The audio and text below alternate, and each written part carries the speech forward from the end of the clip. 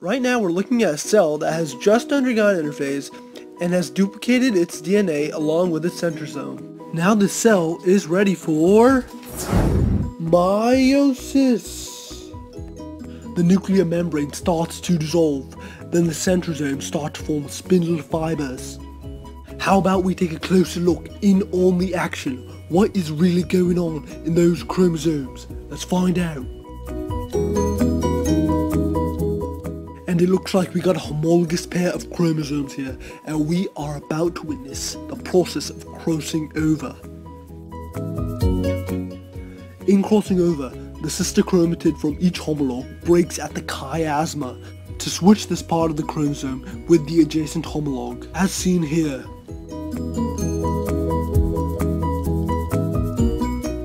Then the centrosomes move to opposite poles inside the cell. Now the meiotic spindle fibers are starting to increase in length and attach to the kinetic cores of the homologous pairs. Eventually the spindle fibers will align the homologous pairs of chromosomes along the metaphase plate. Finally, when aligned, the spindle fibers will pull each homolog in the homologous pairs to opposite sides of the cell. Now that the centrosomes have finished their job, the spindle fibers will start to disappear. Nuclear envelopes start to reappear again, and now the cleavage furrow starts to form, and the cells finally split. Now it looks like we're left with two genetically different haploid cells. How about we take a close look inside the nucleus? Looks like we got 3 duplicated chromosomes, unlike our original cell that had 6 duplicated chromosomes, making this one a haploid.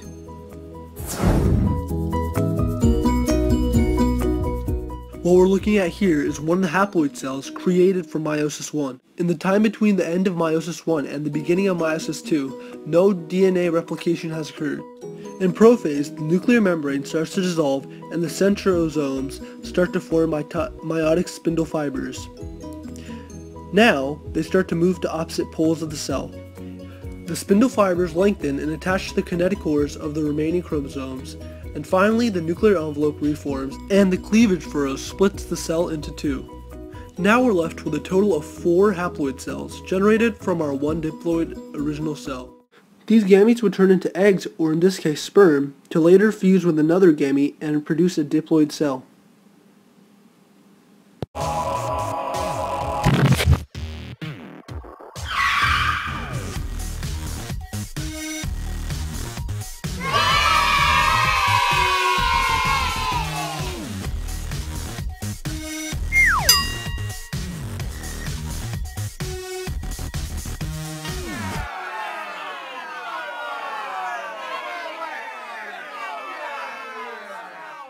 Right, let's take a step back.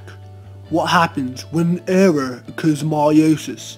How about we take a look and find out? Right now we're looking at anaphase, a crucial part in meiosis.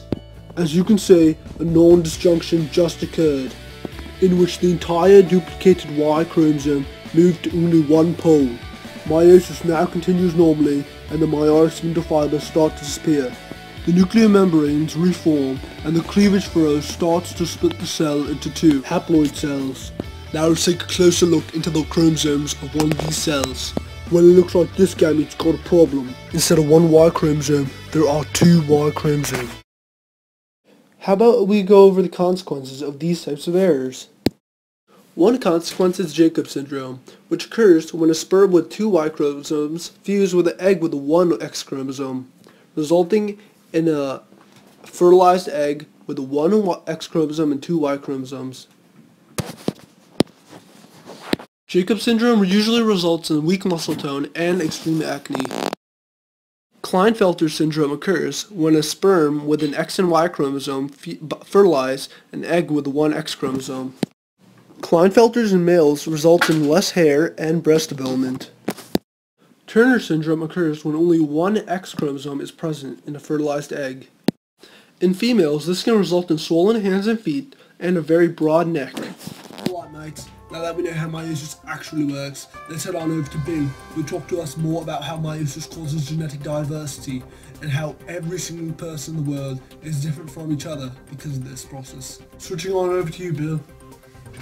you for introducing me, Wilfred.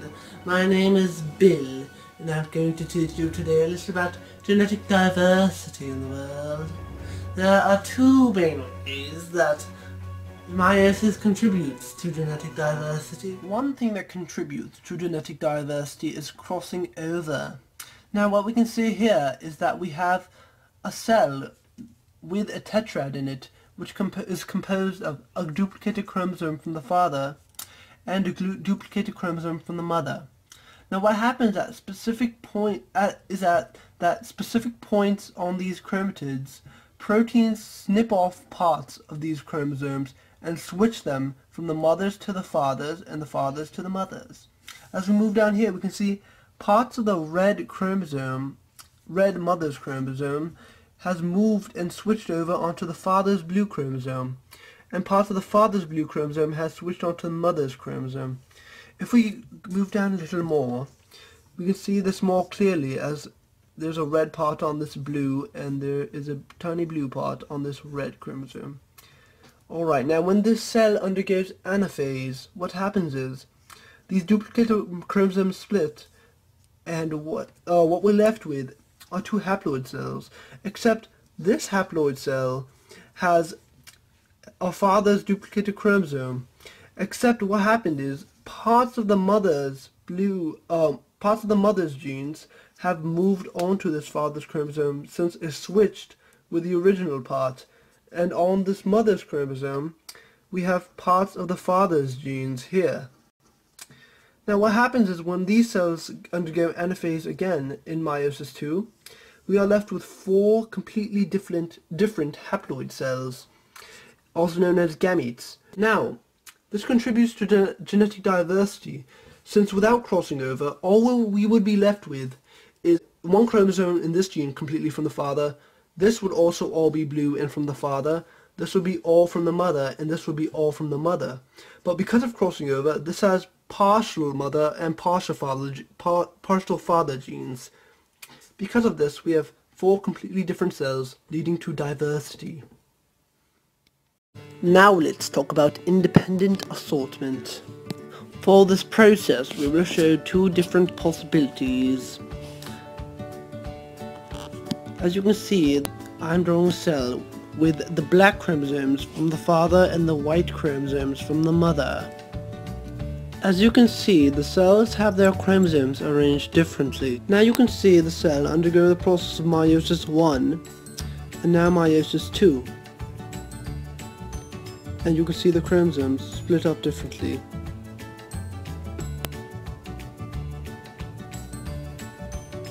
Now when we divide the cells for possibility 2, the same thing will happen.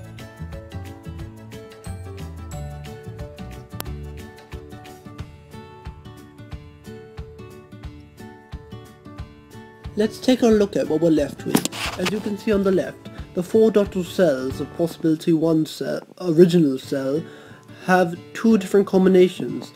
One with a black father chromosome on the top and a white chromosome from the mother, and the other combination with a white chromosome on top from the mother and a black chromosome on the bottom from the father. Now on the right, we have two more combinations. One combination has two cells with two black chromosomes from the father, and the other combination has two cells with two white chromosomes from the mother, for a total of four different combinations. Just like crossing over, independent assortment can result in many different combinations for gametes, resulting in genetic diversity.